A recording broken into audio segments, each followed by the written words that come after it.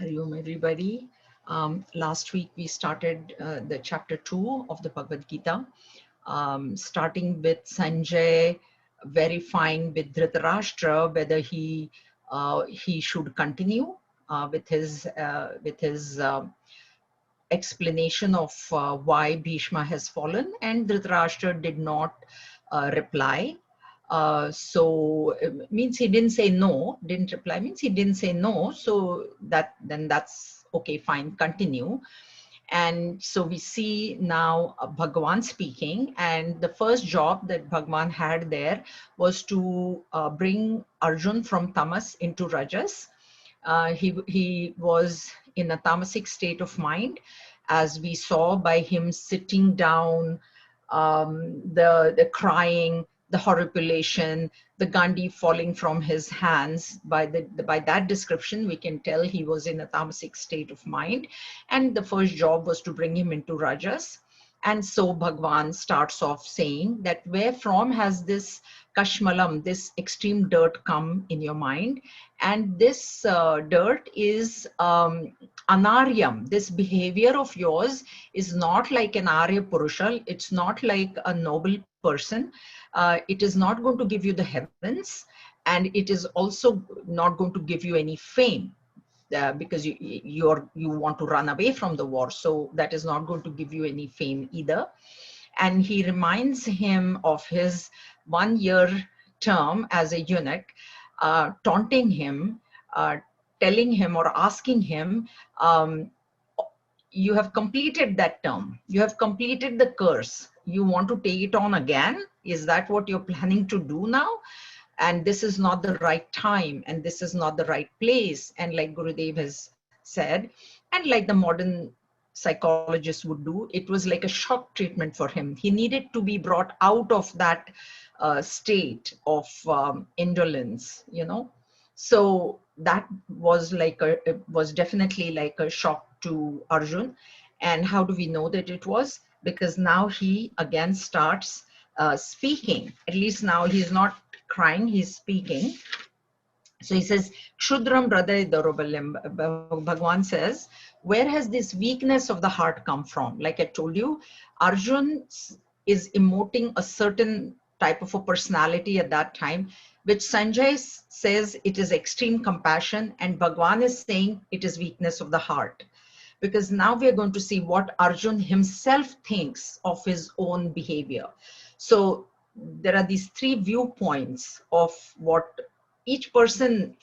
It's very, very very common example is one person, when the children are there, she becomes the mother, then mother is there, she becomes the daughter, she becomes the wife.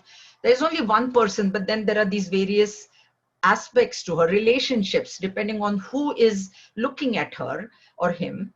And so Arjun is one, and then these 2 people are looking at him. So Bhagwan has one view, Sanjay has one view, but then Arjun himself has his own view about his own condition, which we will see today.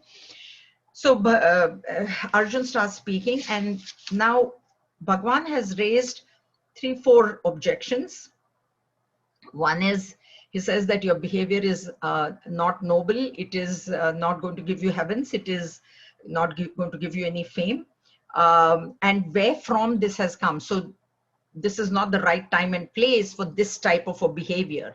So the place is wrong, the time is wrong, and this is a weakness of the heart. So you should be giving it up.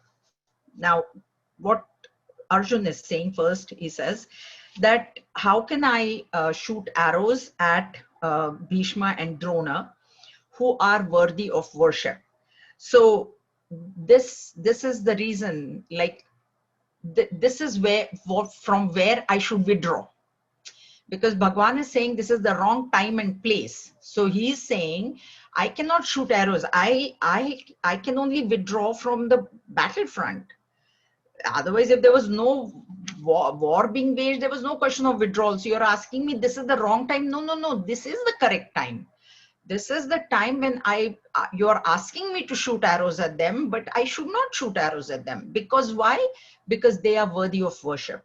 And the reason they're worthy of worship, Bhishma Pitama was the oldest Kuru in their family. He was about 200 years old apparently during the war, at the time of the war, and Drona was his teacher. So teacher and grandsire, they are worthy of worship, and we should not be throwing arrows at them. I should not be shooting arrows at them.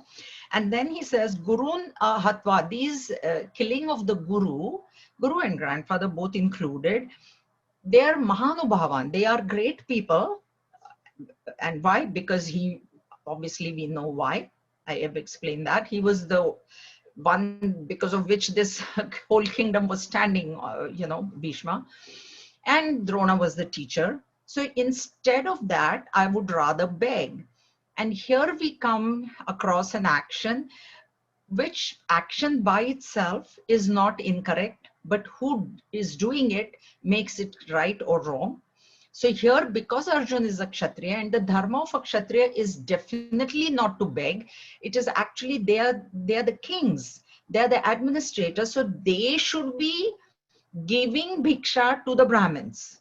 They should be supporting the Brahmins. Instead of that, now he is taking on the dharma of a Brahmin.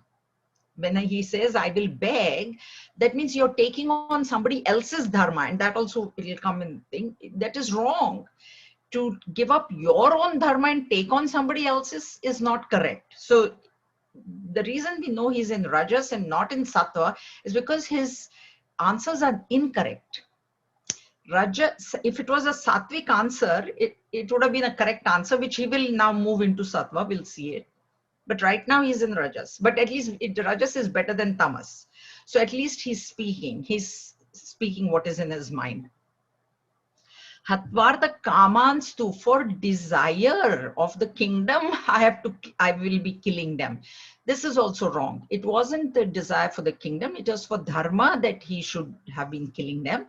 So he says, if I kill them for kingdom, then guilt will prevail. Bhunjiya bhogan rudhira pradignan means there will be guilt in my mind. I will feel guilty to enjoy because I have done wrong and won this war. This is a wrong thing. So we were at this word Mahanubhavan, great people. Arjun is saying they are great, but from Bhagwan's side, Bhagwan is thinking, Arjun, how are they great exactly? Bhishma was so bound by his own vow that even though and his vow was to protect the throne, now whoever sat on that throne, he protected. He didn't say anything. So the one sitting on the throne was wrong. He was wrong. He was unjust. Dhritarashtra was unjust. He was very favorable to his own sons. He did injustice to the Pandavas, but you were so bound by your vow that you didn't even open your mouth when your own, daughter-in-law was being derobed. How does this person become great? This is what Bhagwan is thinking. See, when I have taken that, now something wrong is happening. Okay, you have taken a vow of, say, mauna, you will not, but you witness something wrong. Oh, but you know what? I'm in mauna. Now that vow is not correct then. When you see something wrong is happening. So Bhagavan is thinking, when so much wrong was happening, he became great because of his vow, but then the vow was to the throne, not to the person. So no matter who sat on that throne, he was loyal to them, and that was not correct. Drona was a paid servant. Drona, Arjun is looking at it. Who was Drona? Drona was very poor, as I told you. He was extremely poor, but he had great knowledge about warfare and archery and everything. And the Kauravas had paid. He was a paid servant. So how does he become Mahanubhavan? This is what Bhagwan is thinking. Okay, so each one has their own thinking. That's what it is. Now he goes on. न चैतत् विद्मः कतरन्नो गरीयः यद्वा जयेम यदि वा no जयेयुः यानेव हत्वा न जिजीविषामः तेव स्थिता प्रमुखे धार्तराष्ट्राः. I can scarcely say which will be better, that we should conquer them or they should conquer us. Even the sons of Dhritarashtra, after slaying whom we do not wish to live, stand facing us. So here, Arjun, what is being hinted at is that Arjun was not really afraid of losing the war, because he's saying, should we conquer them or should we allow them to conquer us? So he is indicating he's in control. He will win. Actually, what had happened in Mahabharata, it comes that before the war, Bhagwan asks Arjun to invoke Durga Devi, you know, Kali Ma, Parvati. Why? Because she's Shakti, right? She represents Shakti. So he invokes Durga Mata, and Durga Mata has blessed him. Vijayi Bhava, you will be victorious in this war. Of course, Bhagwan is there, Krishna, Vishnu is standing there. Durga Mata is not going to say, okay, Vishnu is on your side, now you lose. But so she had blessed him. So that's why he's saying, should we win or should we allow them? You know, when you allow, it's like when you play with a small child, then you allow that child to win. You know, you can win the game, but you're like, oh, I lost, you know. So this is what is being indicated here, that he is. And he says, you know, the sons, in the first chapter, he said the evil sons of Dhritarashtra. Now he's saying, after killing them, how can we wish to live? We have done such a bad thing. We have killed our cousins. How will we live? Again, incorrect. Because the killing was for dharma. And yes, you could have lived because you are supposed to then administer and bring the kingdom to justice, etc., etc. But this is what. So after this, the next verse is extremely important. 7, very, very important verse. This is where we see Arjun coming into sattva, because now he does a correct evaluation of himself. Normally in other chapters of the Bhagavad Gita, there will be one verse which will be a key verse or the heart of the chapter. I think when Swamiji also talked about 14, he said, this is the heart. One, he said, always one. But with chapter 2, we find, because it's such a long chapter, there are many hearts. There are many, unfortunately, not a biological freak or anything, but there are many key verses, and this is the first of them. This is a key verse. This is an extremely important verse because it's a shift of Arjun from Rajas into Sattva. From now on, the whole Bhagavad Gita thing will change. Okay? कार्पण्यदोषोपहतः स्वभावः पृच्छामि त्वां धर्मसम्मूढचेताः यच्छ्रेयस्या निश्चितं ब्रूहि तन्मे शिष्यस्तेऽहं शाधि मां त्वां प्रपन्नम्. My heart is overpowered by the taint of pity. My mind is confused as to duty. I ask thee, tell me decisively what is good for me. I am thy disciple. Instruct me who has taken refuge in thee. This is surrender.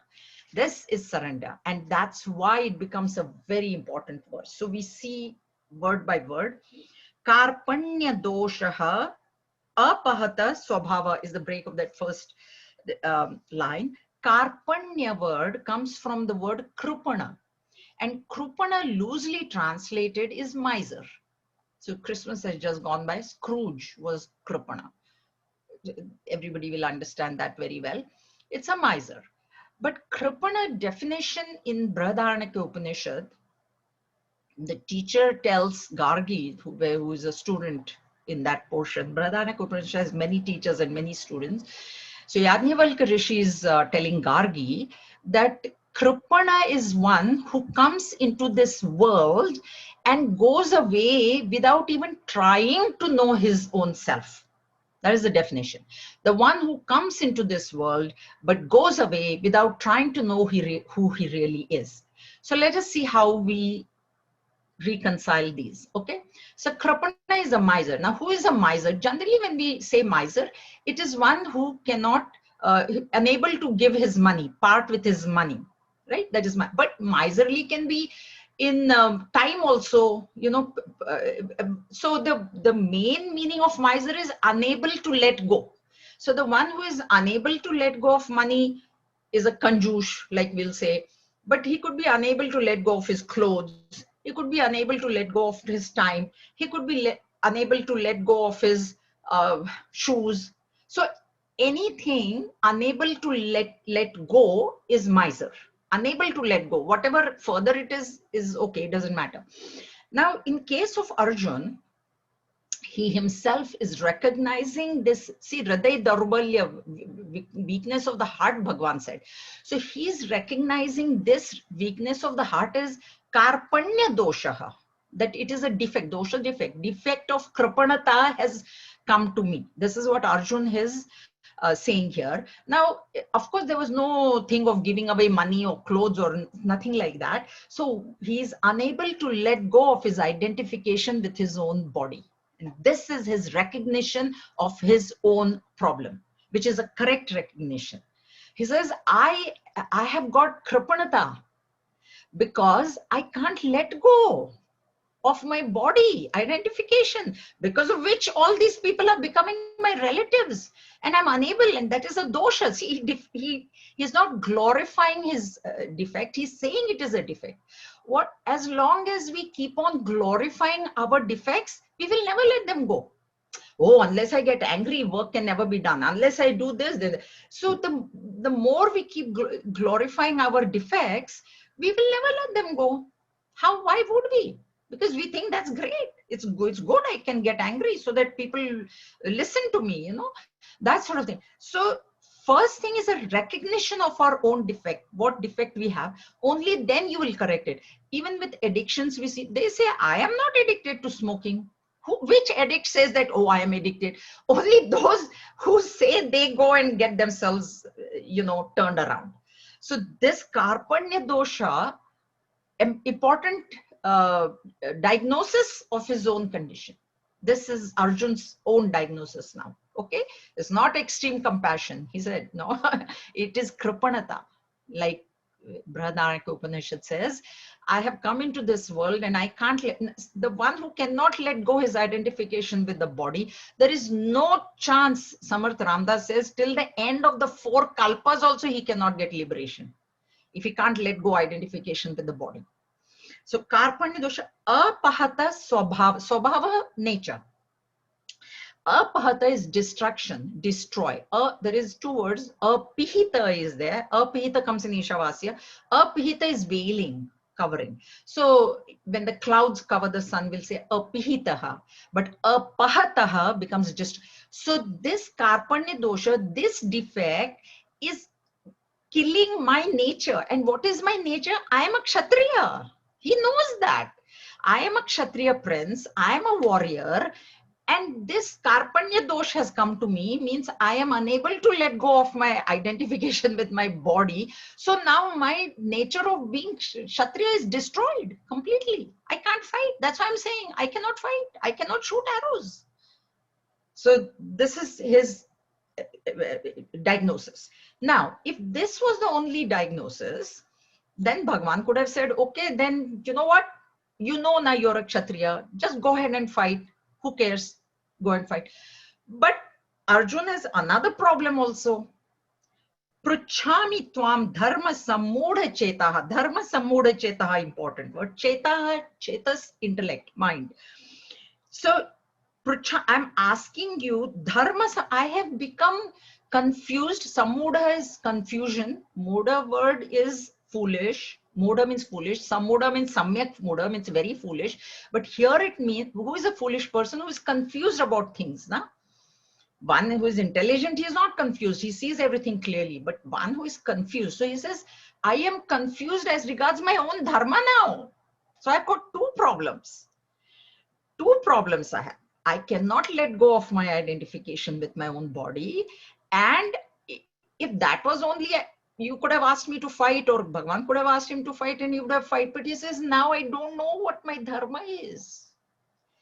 I'm confused. Is my dharma to fight, or is my dharma to protect my grandfather and my guru and my cousins and my relatives? Should I let them go? Should I let them live? What is my dharma? This is what he's gotten confused now. This is what the confusion. Now, yashreyam sya sa nishchitam bruhitan me. Now he says, Shreya, told you, Shreya and prayer, the path of the good and the path of the pleasant. So here is asking more, yat Shreya, the break of that word is yat Shreya, it is, the cha is there, but it's the sandhi thing. So what is Shreya for me? What is good for me? Nishchitam, definitively you tell me. Bruhi word, bruhi means to tell. But there are other words for tell. But when this bruhi word is used, it means definitively you tell me. Tell me only one definite, certain thing which is good. Don't tell me, okay, Arjun, do this. Or maybe, that should be okay too. Whichever way, it's your choice. Don't tell me like that. So the one reason that he's saying this definitively tell me only one thing is because he's an army man. Gurudev has said that. He's an army man. In the army, when the commanding officer is giving orders to his soldiers, the soldiers are never told, you know what, take your pick. You want to capture this hill or you want to capture, they're never told like that. They're always given definite instructions. This is and you are not going to go beyond that. This is army, that's army style. Now, he's a Kshatriya, he's an army man. So he's telling Bhagwan, you tell me one thing and you tell me what is Shreya for me. Shreya and prayer, these are the two paths that we all of us have. The path of the good and the path of the pleasant. The path of the pleasant is what is pleasing to the senses. Very, pleasant. It's very pleasant to my eyes. So I like to see movies. So I'll go see movies. Whatever music I will hear, whatever. But path of the good is which may or may not be pleasing to the senses, but it is the final good. It is moksha. Path of good, the Shreya, is the path to moksha, where the result is permanent. The path of the pleasant is, the result is impermanent because it is through the senses. The pleasure is coming through the senses. So whatever result I get, suppose I see one movie and I feel very, very happy about it. You think that happiness is going to last throughout my life? No. Movie is the perfect, I go for a movie. First, they show me a preview. So already I've made a decision that movie I have to come next week and see.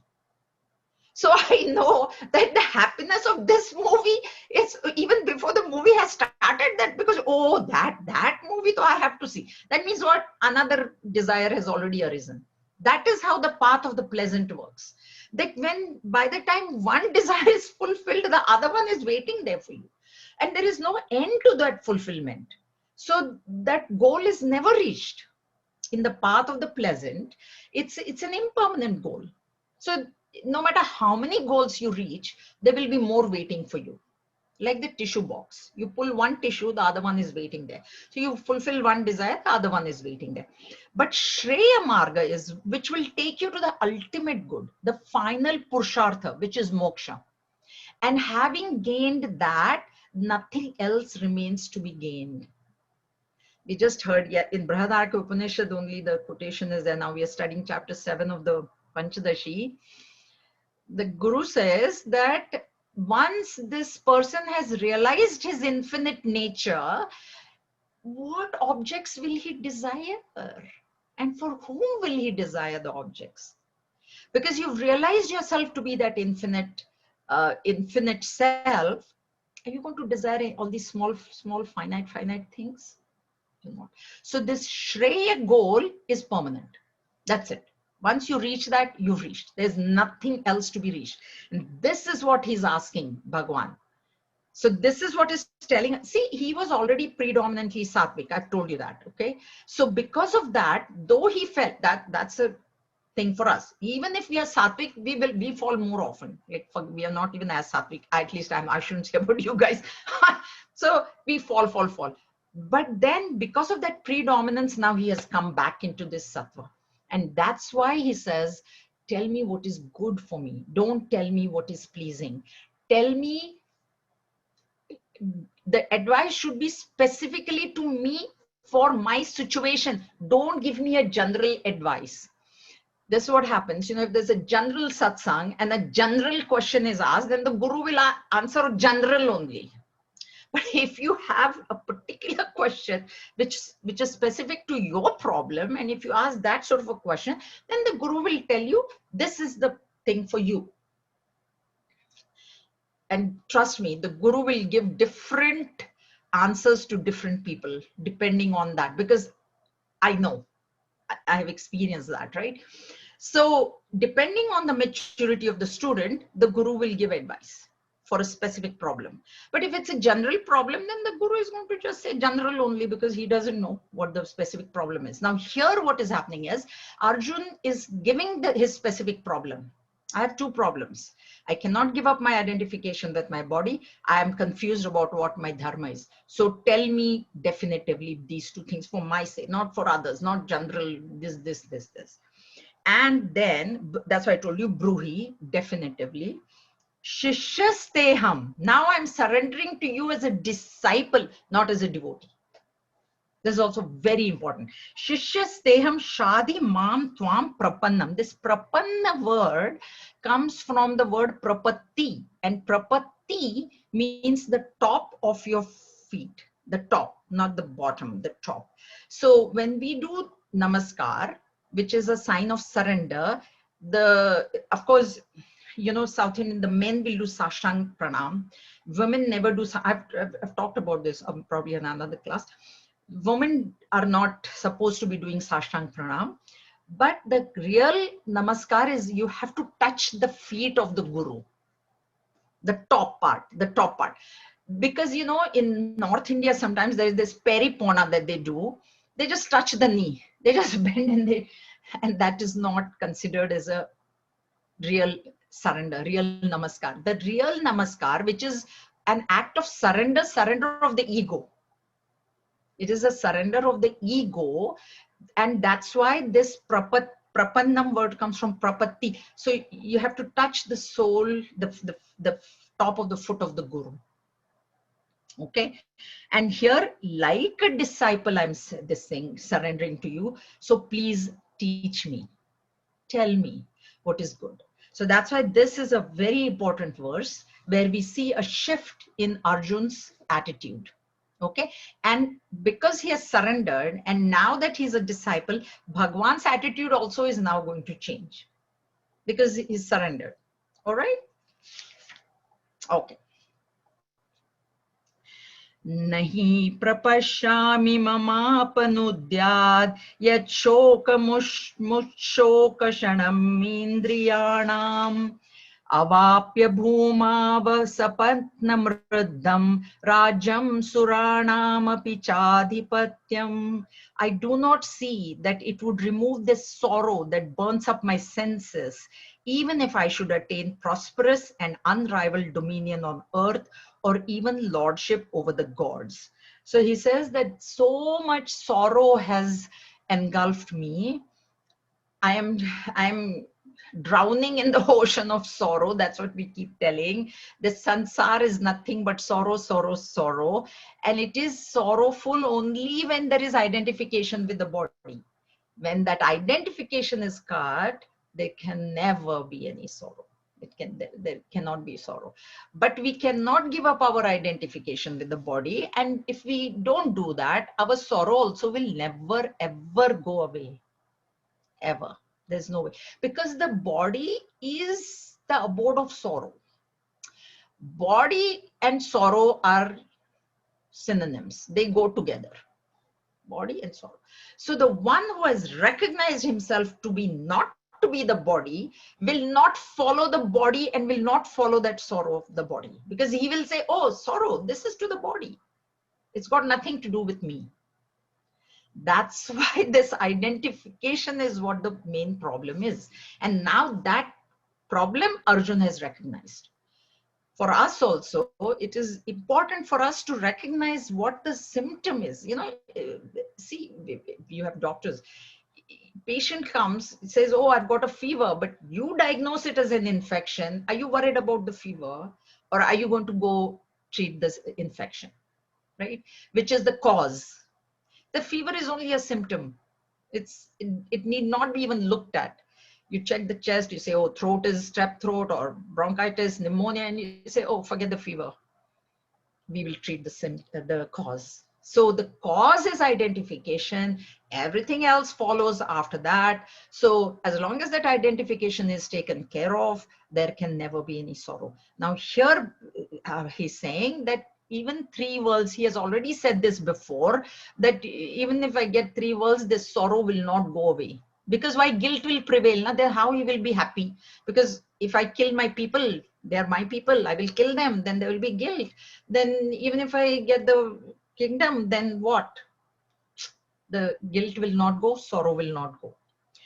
Sanjaya Uvacha Eva Muktva Rishikesham Gudakesha Parantapaha Nayotsya iti Govindam Uktva Tushnim Babhuvaha. Sanjay said, having spoken thus to Rishikesha, Gudakesha, destroyer of foes, said to Govinda, I will not fight, and became silent. At least he's not crying now. He has spoken. He has correctly diagnosed his own problem. Okay. He has surrendered to Bhagwan. Once you surrender to Bhagwan, there's nothing to worry. Now Bhagwan will lift him up. Okay, so there remains nothing for him to worry. Now here, the rest of the part is pretty simple, having spoken thus, but we see that there are 4 names, and 2 names belong to Arjun and 2 names belong to Bhagwan. So Rishikesha and Govinda are the names of Bhagwan Shri Krishna, and Gudakesha and Parantapa are the names of Arjun. So we see why these names are used. Rishikesham, I told you, is Lord. Rishika is senses, so Lord of the senses. So Lord of the senses indicates full Kriya Shakti. See, when our senses are under our control, then the intellect has clarity. That's why we said don't get overpowered by emotion. What happens when we get overpowered by the mind, by the emotions? Our senses are not under our control. And then our actions will not come out correct. So the one who has his senses under his control, his actions, whatever action that comes out of him or her will be absolutely correct. So Rishikesha word indicates complete Kriya Shakti, full Kriya Shakti. And Govinda, go has 4 meanings. Go is cow, go is Vedas, go is earth, go is senses, all 4 meanings. But here go should be taken as Vedas, and Vinda is coming from with dhatu, to know. So he is the knower of the Vedas. Means what? Means he has purna, full knowledge, Jnana Shakti. So complete Jnana Shakti, complete Kriya Shakti. Imagine what the result will be. It has to be the greatest. So this is what these 2 names are indicating. Now Gudakesha and Parantapa are used for Arjun. Gudakesha is one who has conquered sleep. It is said Arjun's description is that he could go for months without sleeping and performed 100%.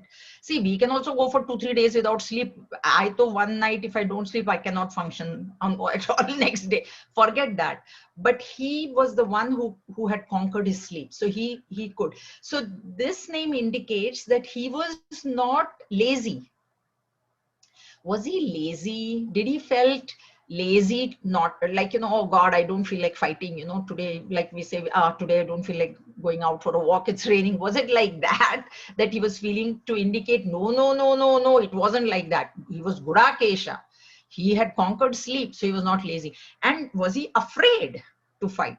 Maybe he was afraid. He got scared and he wanted to run away. No. He's a Parantapa. He's a scorcher of foes. So this is why these 4 names are used.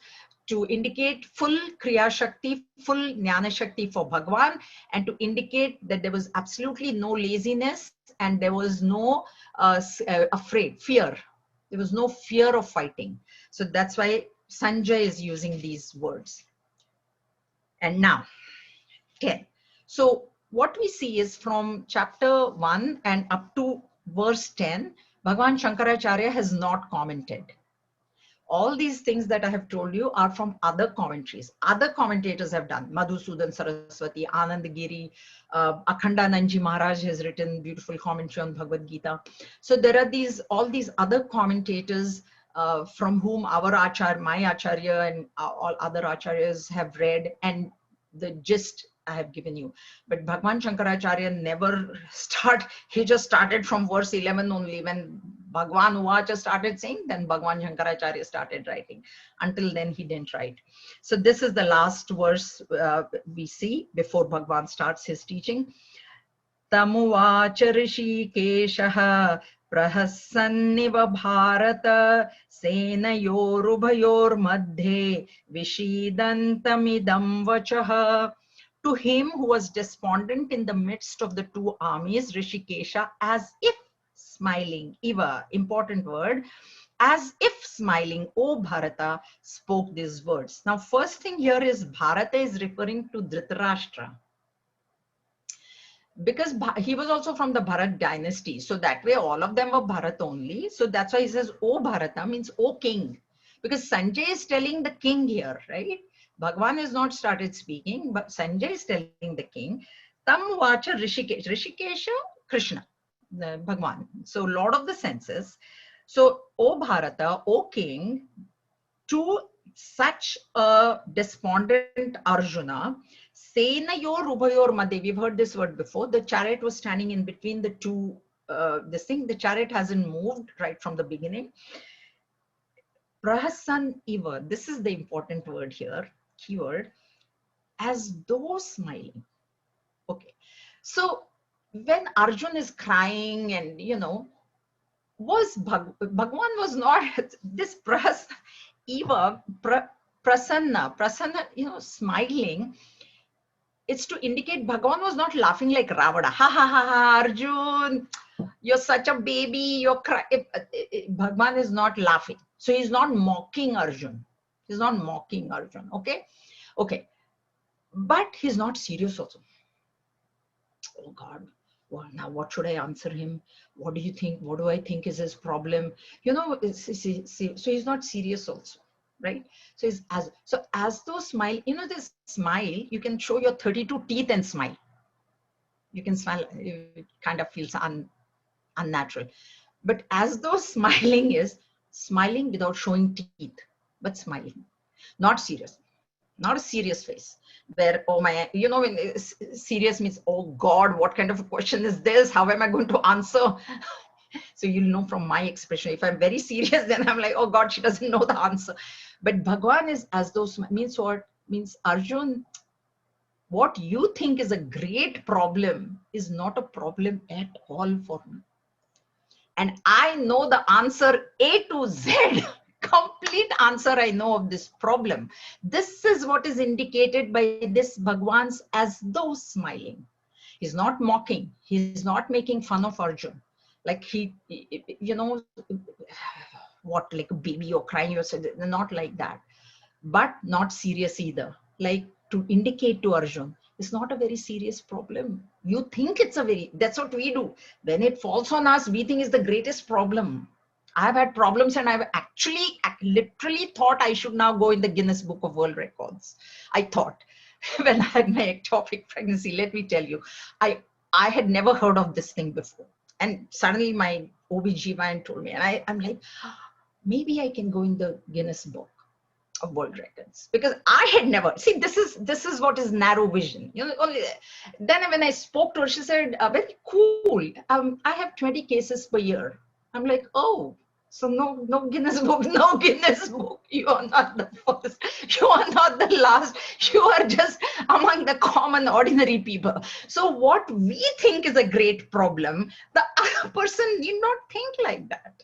And this is what is indicated by Prasanna Iva. as though smiling. So Arjun, no worries. I know what the answer is, and I will answer. I will tell you. And also the here is a choice for us. And what is the choice? Do I want to be on the side of Bhagavan, or do I want to be on the side of Arjun? And what is the choice? If I be on the side of Bhagavan, I am ever smiling.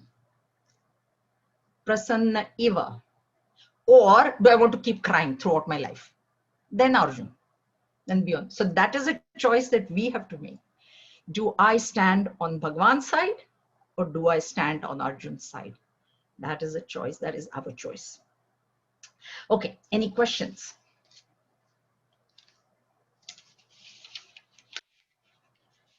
No questions?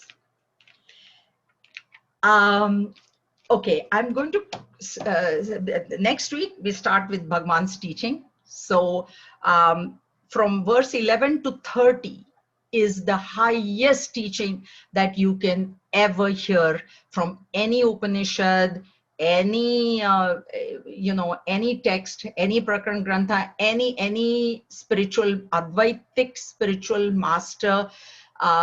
This is the highest from 11 to 30. And I was thinking about this. So Bhagwan is starting at the high. So it's like, being at the top. I thought of the Empire State Building, and I thought, I think the Burj Khalifa is even taller. So being at the top of the Burj Khalifa in Dubai, that's where we will be from 11 to 30. And then we'll straight come to the ground floor. Bhagwan he'll just literally fall down, because Arjun will like, huh, what is this? So this is how this book goes. So start at the top, then come right to the ground floor, and then climb up step by step. This is how Bhagwan will take Arjun, first up and then completely down, and then this. So this is how we'll go on a roller coaster ride starting next week. I'm going to close because Sharda will be joining us soon, and make an announcement. And before that, yes, Prem Sai, are you supposed? No, I just have a question about the chapter that I'm just curious, because we've talked about how Arjuna has gone from tamas, then he goes up to rajas, and then he goes to sattva. In that last verse where he suddenly decides and acknowledges his problem and surrenders, what is it that allows him to go from such a confused, despondent state to at least being able to surrender? Because I feel like when we're in the thick of it and it's difficult, it's so hard to remember that. Yeah. How is he able to get to that stage in such a state? Yeah, correct. So he was in tamas, but remember that Bhagwan gave him the shock treatment by calling him a eunuch, right? So from there he came into rajas because he started talking again. It's a step he has taken. He has not come from tamas into sattva. The second point to remember that so he came into rajas, and then from rajas it is easier to come into sattva. Also, the plus point for him was he was predominantly sattvic. He was. And that's the takeaway for us. And that's what Swami Ishwananji also said, that we have to choose to remain in sattva. That is the purushartha. That is the self-effort that we have to do. So when a situation comes in our life where we may also become despondent, we will be able to come back, because that predominance is there, and we have chosen to make sattva our predominant guna. And that is the glory of human birth, is the choice. I have a choice, right? So that's why he was already predominantly sattvic. He already was. So we may not be. That's what will tell us, like, how long am I remaining in this state of despondency? That means that much less sattva is there. Naranji, did you have a question? Based on the question that raised by Sai, if the problem confronts us in the practical transaction world, one of the suggestions that is to stand outside the problem, right? So to stand outside the problem, is that means Rajasic or is it Sattvic? To stand outside the problem Yeah, is, internally. huh? Internally, in my own Yeah, side. yeah. In my own mind, of course, standing outside means not physically. It is Rajas and Sattva. Sattva is there. That's why the thought is coming that let me look at this objectively. Because I'm in the middle of the situation, right? Let me think about this objectively. Even that thought to come, it's coming out of Sattva. Because that is correct knowledge. That I should look at every given situation objectively is a correct thought. Anytime the thought is correct, it is coming out of Sattva. Thank you. Yeah. That's why that is why the importance of this Sattvic Guna. That we try, that's why the self-evaluation has to happen first. Like, what am I? Am I a tamasic person? Am I a rajasic person? Or am I already sattvic? Then that's fine, remain in sattva. But if I feel I'm tamasic, then I must force myself to come into rajas. In chapter 3, Bhagavan will say that. One who is tamasic, that's why he said for this thing, give motivation. For children, give golden stars, give, a carrot, promotion, that some motivation to bring into rajas. And the very fact that we are here in this class tells us that we all have some sattva in us. Otherwise, we wouldn't have been attending the class even. I just had a quick question. In this chapter, Arjun is bowing to Bhagwan, but who do we surrender to? Bhagwan, are you kidding me? You have to surrender to Bhagwan only.